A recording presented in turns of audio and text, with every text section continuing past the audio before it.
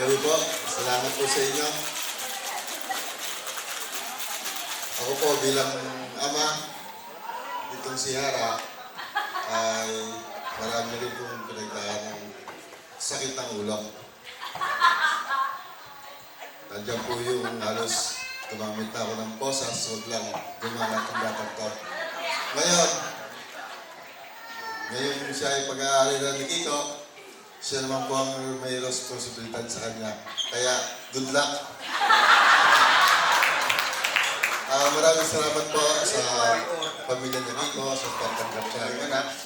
At sana po ay hindi rin po kayong madamay sa sakit ng ulo.